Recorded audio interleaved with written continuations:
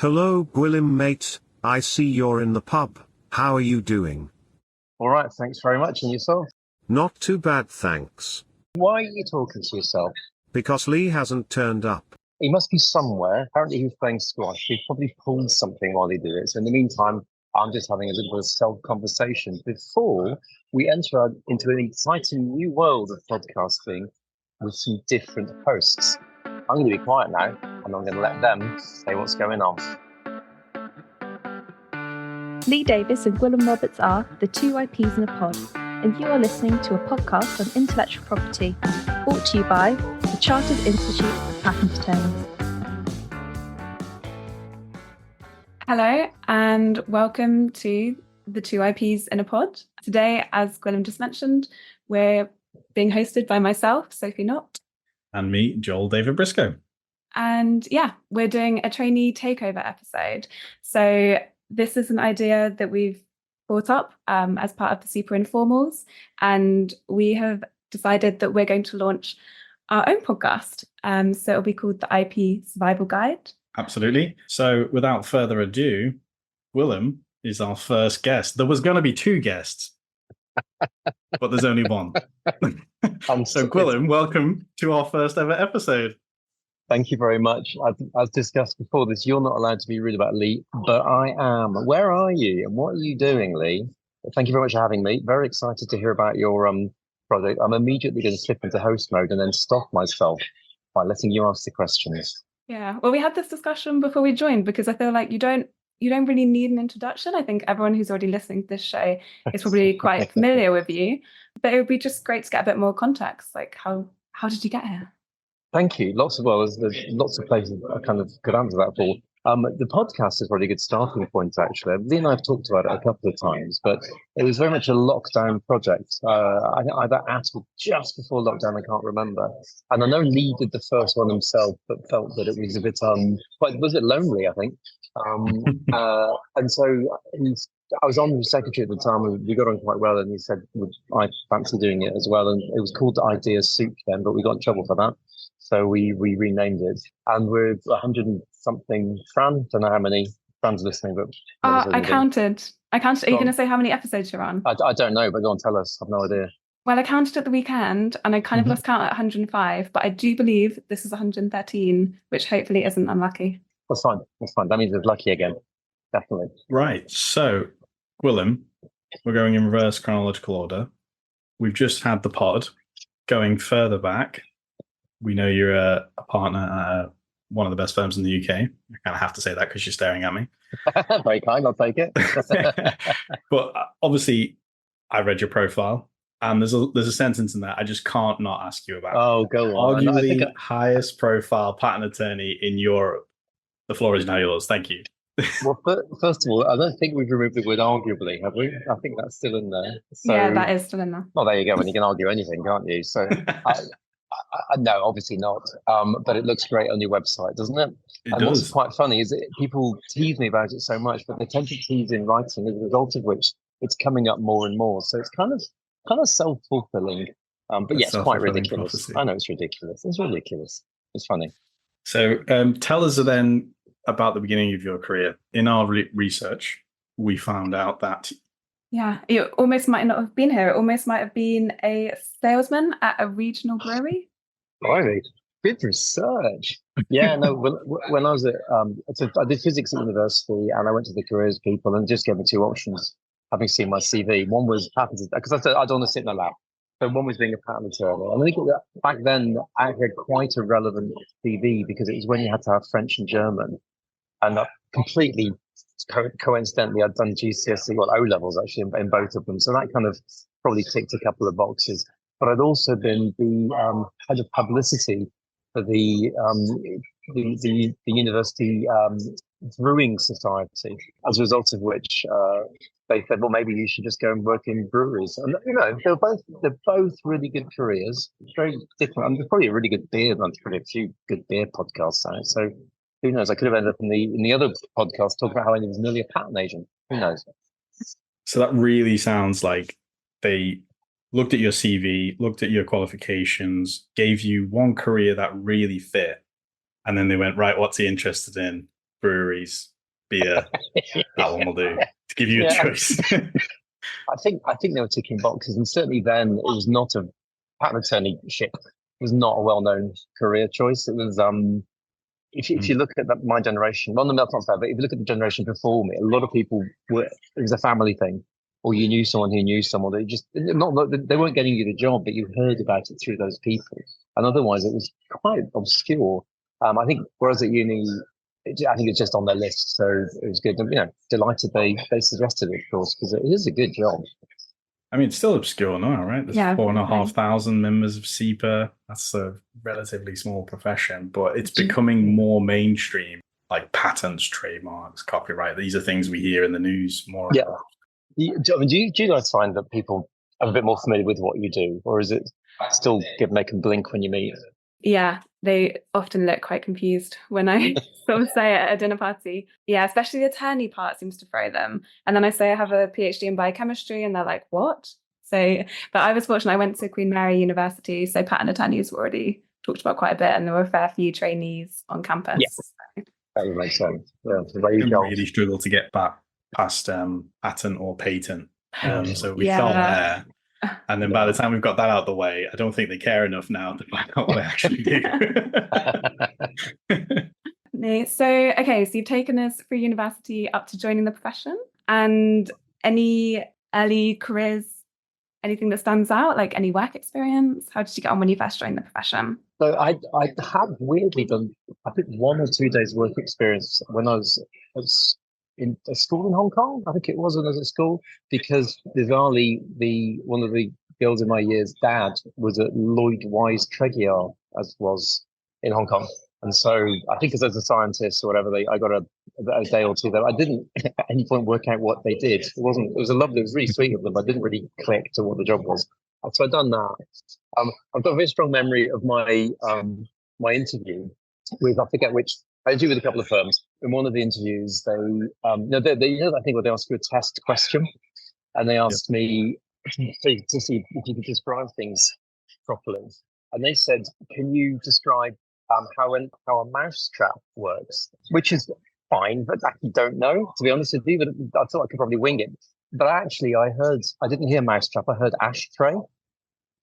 So I don't know. I don't know what happened. So I said, well, okay. So it's got a base, and then they nodded. That's really good. And I said the base can be made of any suitable material, and obviously, they love that. That's great. Yeah. I said, but it does need to be inflammable for when you stub them out. At which point, I think as a result of that, they never got to the bottom of the fact they had no idea how a mousetrap worked. But it wasn't me being clever. I literally misheard them, but I was quite proud of that. Mousetrap, ashtray. Yeah. Very similar words. Gwilym, on your profile, it says you've been involved in over 2,000 cases. So how are you managing to juggle that workload, being a partner of a firm, being so involved in SEPA Council, ZONSEC, and so on, being involved in the podcast? How are you juggling all of this? So I think, first of all, that's 2,000 cases over a long, long, long time. So you can divide that by 30 and it gets a bit more manageable. And then certainly I've had quite a team working on them in more recent years. So it's quite good news, actually. So, you can more into the training mode. I still do a lot of the hands-on stuff because I love it. I think it's easy to forget just how much fun some the basics of patent work is. Obviously, it's like being paid to do Sudoku. It's definitely the same pleasure center. You sit there with a set of some information and a solution that is sitting there, and you kind of work your way through until you click. But yeah, as you get more senior, you tend to sort of have to branch out and so fit more things in. So luckily, the firm gives me some leeway and gives me a little bit of time to do other stuff as well now. So the charged hour pressure is reduced. I do work quite hard, but on the other hand, I quite enjoy it. So that, it doesn't feel like hard work all the time. But yeah, I think for better or for worse, I do tend to say yes to basically everything, which is really exciting. But a bit like that Jim Carrey film, not always a great idea. You do end up in trouble sometimes. I cane it basically occasionally. So when does that transition kind of come then, where you can start doing more of these things in your profession? Well, it's really interesting. I mean, I think the first thing to say is that it's so important to get the basics down. I buckled down for probably first. Well, I was poor old Abel and Imre. I trained at Abel and Imre, and they were very patient with me because I wasn't that dedicated at the time. It's not, they were wonderful, and I was just an idiot. But luckily, they had patience with me, and I had a kid and got my head in order and started working and shifted to Kilburn and Strode, and basically 5 really solid years of just churning away, really comfortably, happily doing it. Nice to be valued, nice to get really good at the job. And I think without that foundation of getting the basic skills down, it's difficult to go beyond that. But what happens is that you start talking to clients at a different level. They start talking about maybe oppositions and litigation and more inter-party stuff, or about the commercial things. And so you start a little bit kind of helping a little bit more at the portfolio level. Nothing like what you do if you're in-house. I think that's a very interesting and very different job. I realise having talked to those guys, but I think eventually you start transitioning. And of course, when you start training other people, which I think is again a really important part of the job. Obviously, you learn as you always do when you train, but also you tend to kind of to leverage more to get more kind of done through multiple people. And again, you start seeing it more of a team exercise as a result. And it's very important. You've got to keep it interesting. Actually, I mean, ideally, I could do office actions every day for the rest of my life really cheerfully, but I'm told I've got to do other stuff as well. Yeah, I think that's a brilliant point. And one thing that strikes me about you is just how well-rounded and how involved you are with everything. And I think, it's just amazing how you sort of manage to prioritize and also stay so active with your practice, as well as doing everything else that you're involved with. I think when you're training, it's very difficult to see past the exams, basically. And then after that, if you're in private practice, you're probably thinking, right, how do I advance with my promotions? And if you're in-house, similarly, different routes, the same kind of questions. But it is worth kind of keeping things interesting for yourself as well. And so, I always say, if you can lecture, you should, just on IP, lecture as soon as you feel you're ready, maybe do some tutoring and that kind of thing, training and stepping out, maybe getting onto conferences and things, all those things, just keep it interesting. But as I said, we've got to keep the basics, hang on to the basics. They're really important. Yeah. So hang on to the basics. Do you have any kind of key tidbits of advice for people like us just starting out very early in our professions? We've got just kind of say yes to things. Go for it. Hold on to the basics. What else? Take it super seriously. You guys obviously do. I mean, the fact that you're kicking off a podcast shows that you care and you enjoy what you're doing. I think sometimes it's quite a little bit more. It seems a little bit more common now for people to have a side gig, and I've always thought it's pretty difficult to make it through in this career without really, really committing. So I actually remember meeting a trainee outside a few years ago who went off into something else, and then who was basically running a business at lunchtime. And I was you can't do that. So you do have to commit to it. And I think that may not be surprising to some people, but realistically, otherwise it is as difficult as it looks. So I think that's a really, really big one. But I think really it's about thinking, where do you want to go? Where do you want work to fit into your life? It has got to be a really important part because it's not a trivial career. But just thinking about that work-life balance and how you strike it. And I've ended up in a slightly weird position. I can't always draw the line. I'm not quite sure. For example, these podcasts, I don't know what they are. I really enjoy hanging out and talking to Lee. Firm seems to be happy for me to do it. Does it work? I don't know. Just like it. Definitely. Yeah, it definitely works. I mean, I have to tell you, I listened to this podcast before I even joined the profession. So, yeah. I didn't know that. It's a bit lame. The first episode I listened to, I was basically having interviews, and I was trying to think of what's a current affair issue that I can bring up in an interview. And I was like, the UPC. So this is about 2 years ago. And I was like, what is the UPC then? And I just sort of typed it into Spotify and your episode came up. And I was running down South Bank listening to it, and I kept having to pause it and rewind it because I was just like, what are they talking about? That's not. That's a really good hook into why we're doing our podcast. I think. Let's talk to you. Let's hear about what you guys are up to. It's really interesting. Yeah, so we're really looking to set up a podcast that has no assumed knowledge. It's going to be focused towards trainees, trainee patent attorneys, but just anyone else who's also looking to get on their IP journey, whether that's startups, universities, spin-outs, so on and so forth. How it came about, actually, funny story. Sophie, do you want to tell it? So the idea, I think we both kind of came up with the idea almost independently. So this year I took on the Super Informals role of the welfare officer, and I think Penny from Jonathan's Voice had just been on this podcast, And she sort of said to me, oh, you know, it'd be really great is an Informals podcast, a podcast for trainees. And I kind of thought about it a little bit. Joel and I happened to be sitting opposite each other at the Informals committee handover Christmas dinner after a few drinks. And we thought, yeah, why not?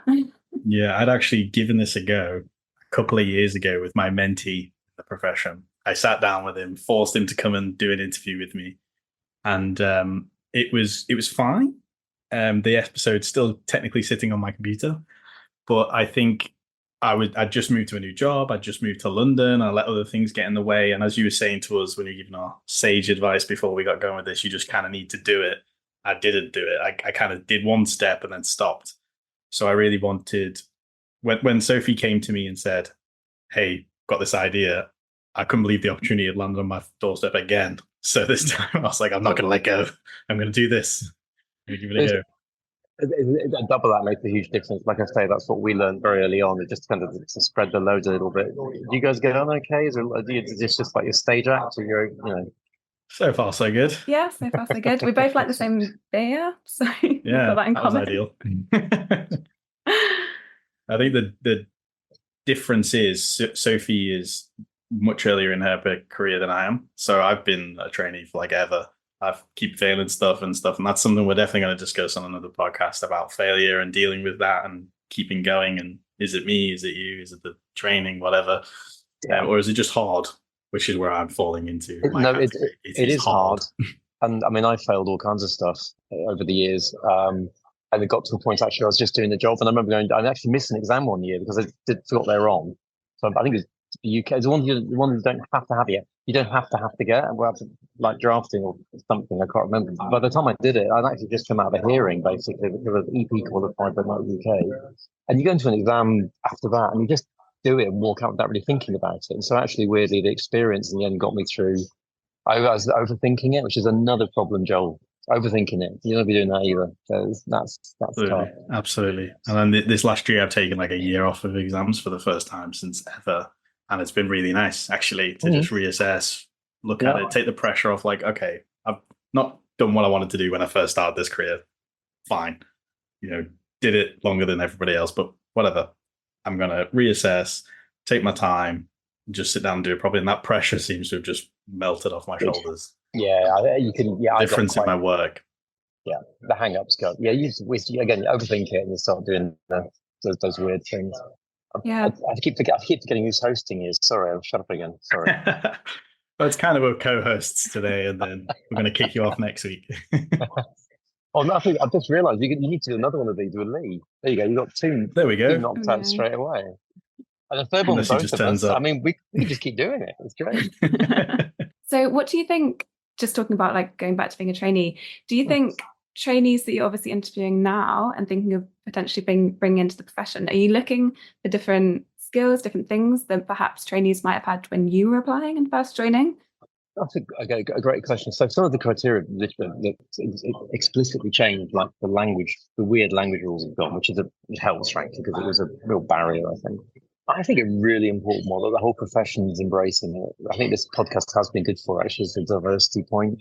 We're not just looking for kind of, the grey, sandstone. What are they called? Greystone? No, sandstone universities, posh universities. You know what I mean? Red brick. Thank you. That was it. I think looking for a broader, more diverse intake is incredibly important. But that's really, really key. I think the age things change as well. We used to take people on straight from university. PhD was quite unusual, and after that was that. And I think now we're realising that people can shift careers and do fantastic things at different points. So again, that's opened stuff up as well. You still, at the bottom of it all, the only thing we actually need is clever people who care. Everything else follows somehow. If you don't have one of those two things, it can be problematic. The clever one's particularly tricky, I always said.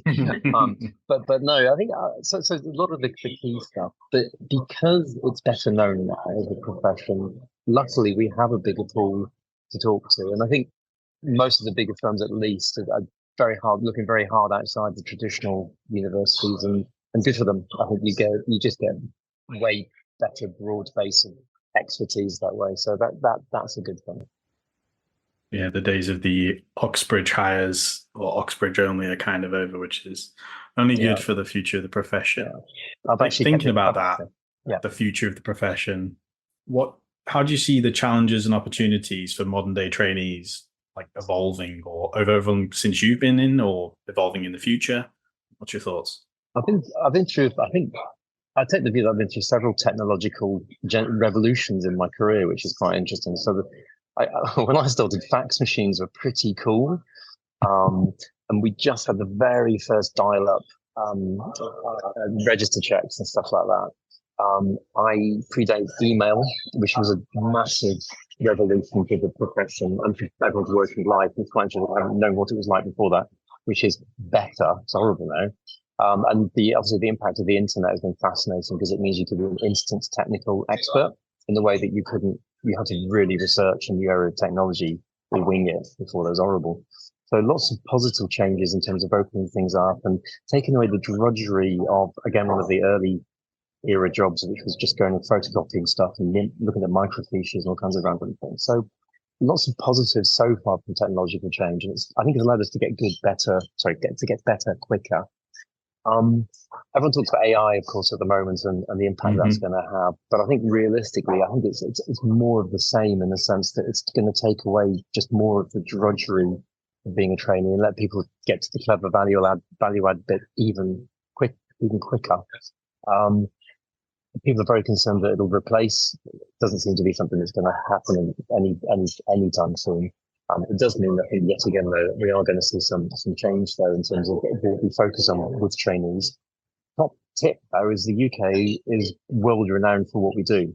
So I think qualifying as a UK attorney, I think AI is going to hit the lower quality operations harder because you won't be able to tell the difference.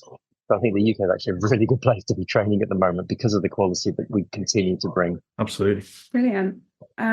Thank you. Do you have sort of any things that you want to discuss? Like this is kind of.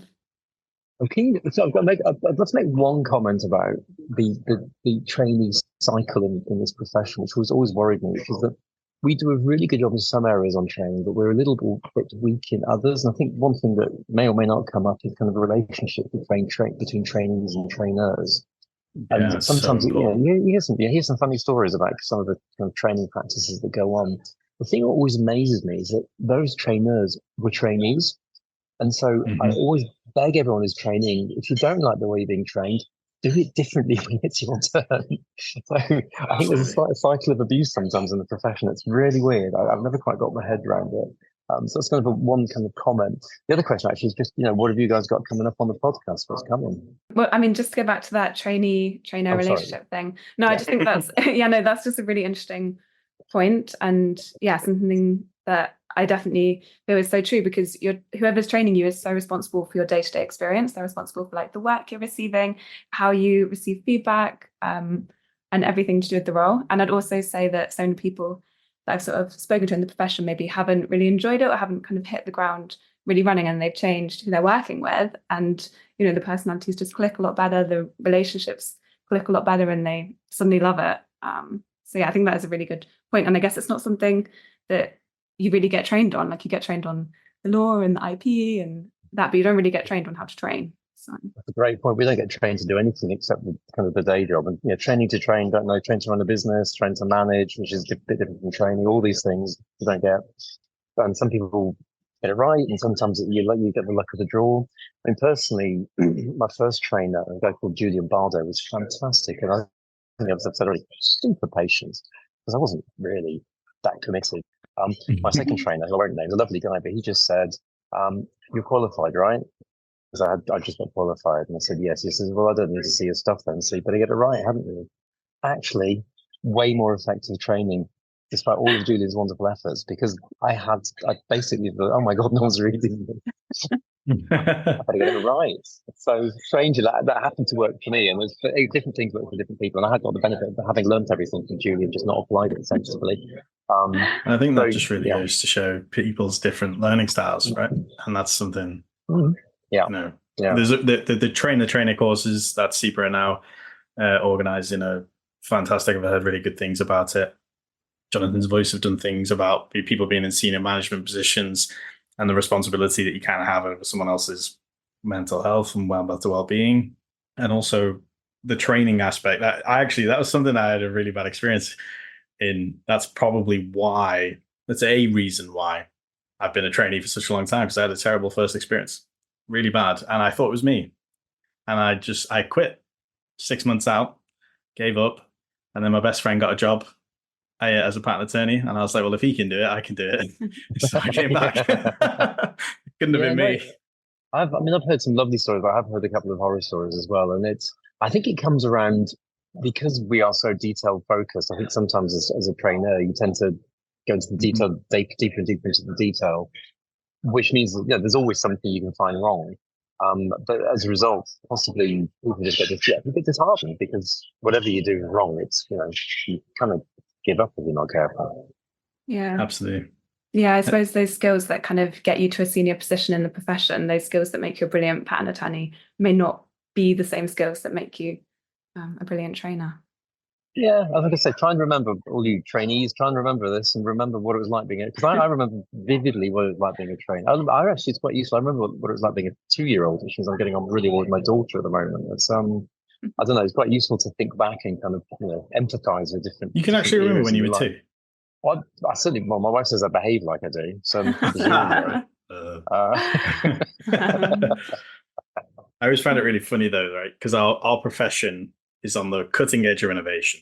I don't think you can get as closer to innovation as we do.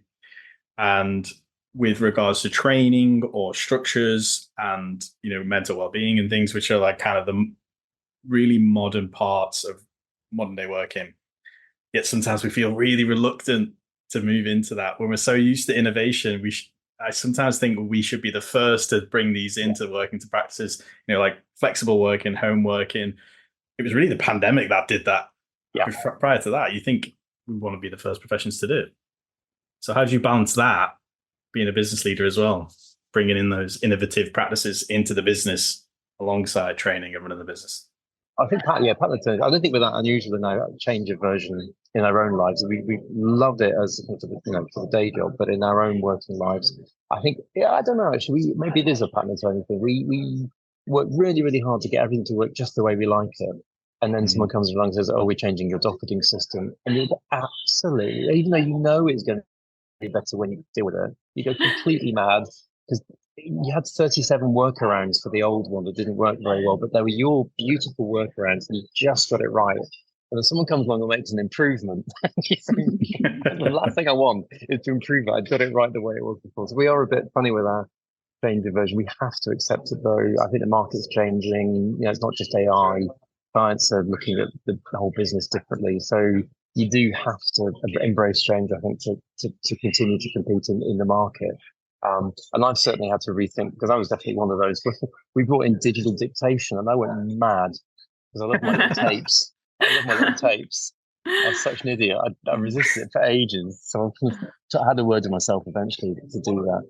So I think the same thing for you guys. You'll get to a point where you've qualified, you've got everything working just so, and you'll probably think, oh, this is quite nice actually. Let's not change anything ever again. And I think that's a moment you have to think, oh, I'm in the comfort zone. That's never a good thing. Get out of it quick. Good lesson for life. Also, so come on. What else have you got? What's your plans for these other podcasts that you're doing in the breakout? That's a brilliant question. I think we're really keen to make this a podcast sort of for trainees and people just joining the profession, as we've said before.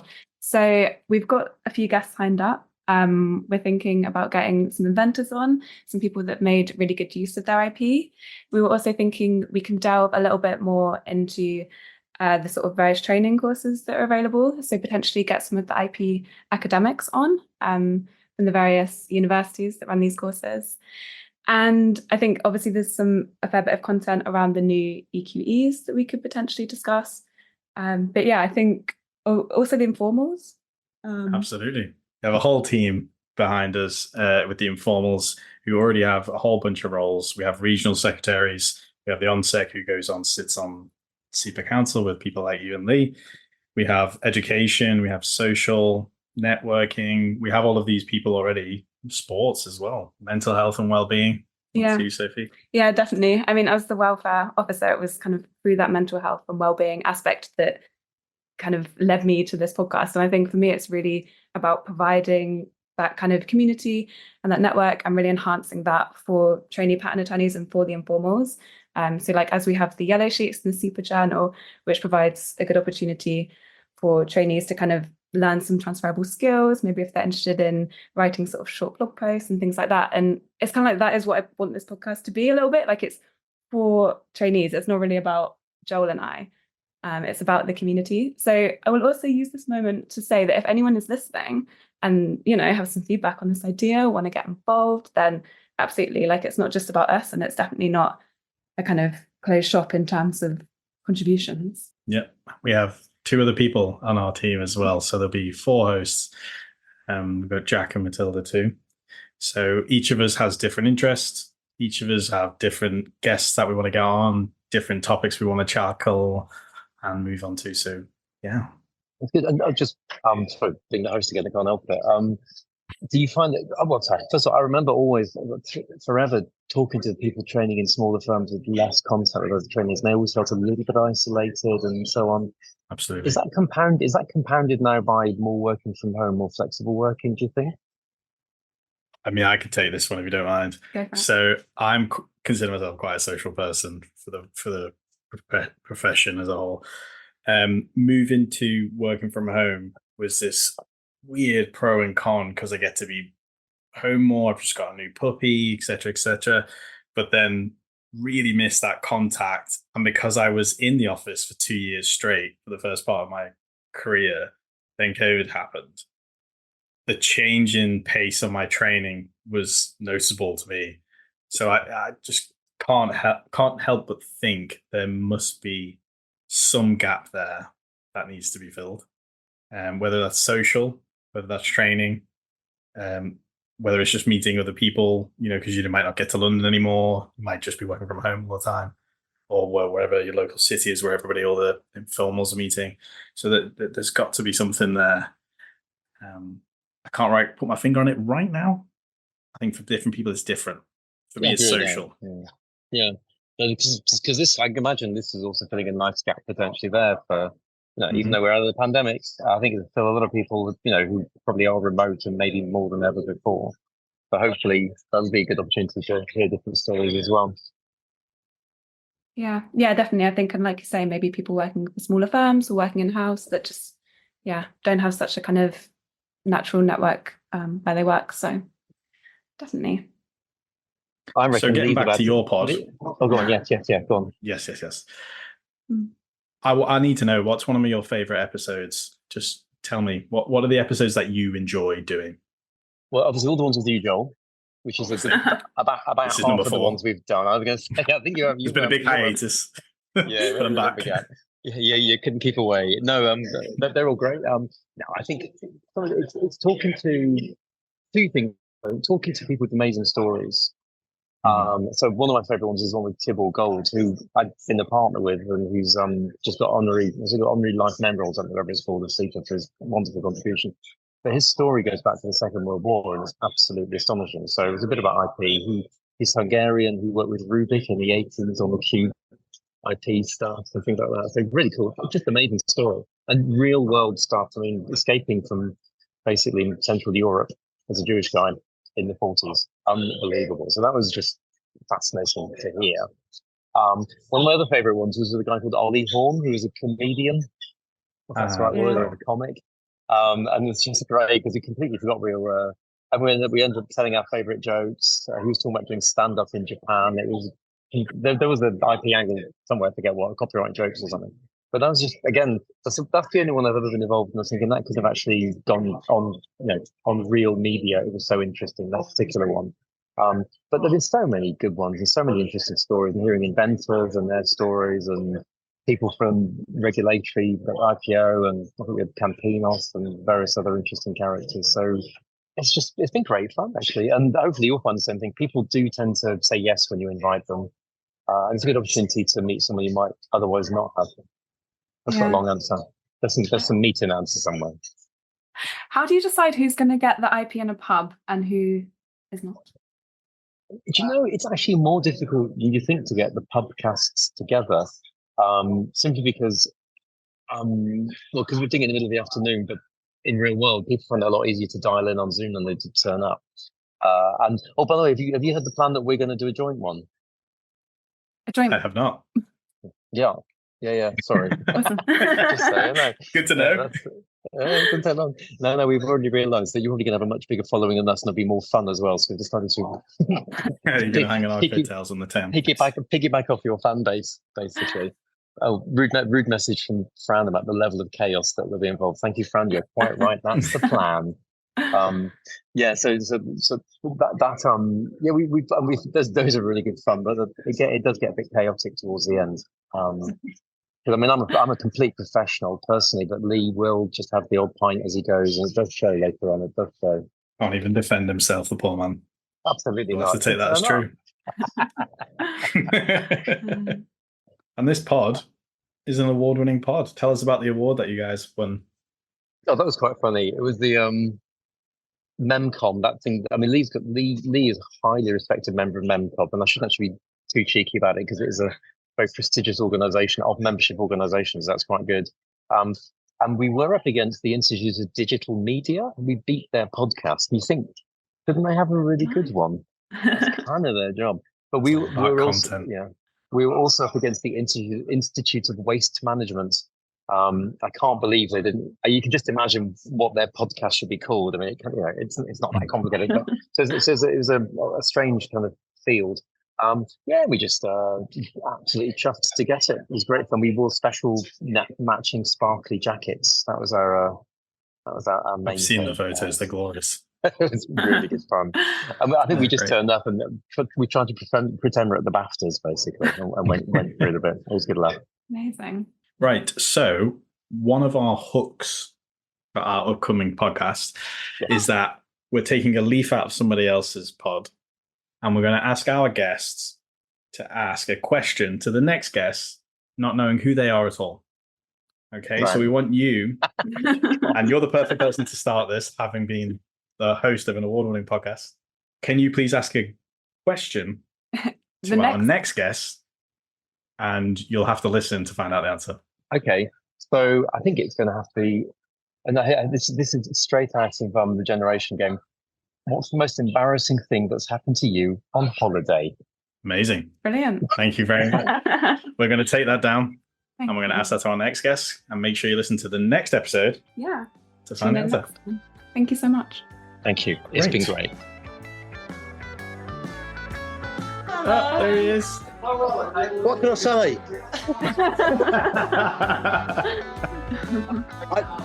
I've just played the most exhausting game of squash, but I am at least in a bar. Both of you, yeah. You get one night off, and the first thing you do, both of you, is run to the bar. Absolutely. Did you win? I did win 3-0, yes. Nice. Thank you for asking. Worth it.